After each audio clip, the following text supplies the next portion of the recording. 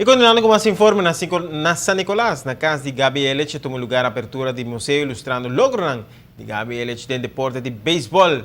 Também tomou lugar o bautismo de Mr. Beisebol. Um sonho que começou for de anos 60, onde o Gabi começou a turcos, chiquito e grande, que aue é por ilustrar a sua carreira de beisebol e também é book Mr. Beisebol.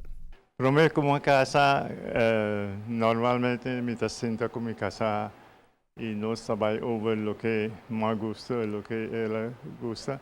Então, como eu fui de escola, e a começar a pensar, cada coisa chiquita que eu faço dentro do deporte, guarde, dia, eu vou gostar de ti. E dia chega. Estava na roupa e trobou, para pôr turcos de outro net assim, não? Sim, mas ora ela pensava em guardar, não, mas começar a pôr turcos dentro de casa. Então, no momento que me abri o negócio, me arraia o tempo que me estava aqui para começar a sacar o aqui que me tem onde está. E com a ajuda de meu, então, carpinteiro que está pondo coisas na muralha, não se achei. Nós tomamos nosso tempo, pouco a pouco, dura nos 3 anos, mas é a vida. Tem pouco portrait, tem bonito recuerdo de passado de beisebol, de grande ano de beisebol. De grande ano de beisebol, me pode agradecer Joe Lawes, para esse pessoa local que está na oficina de Lago Sport Park, ela passa não para mim.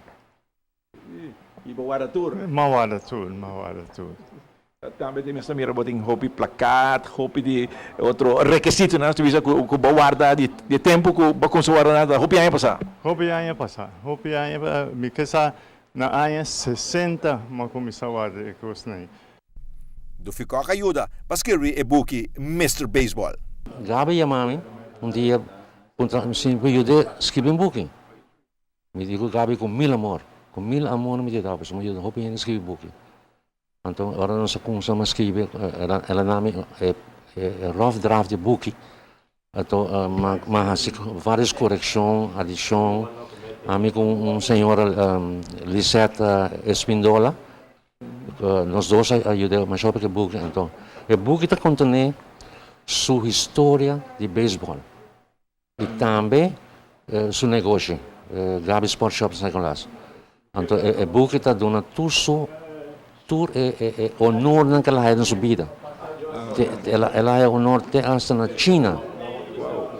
Rond mundo. É uma que tem seu museu, tem placata, tem honor de toda parte do mundo. Para mim, esta pessoa não mais melhor de beisebol, mas melhor honra de beisebol aqui na rua.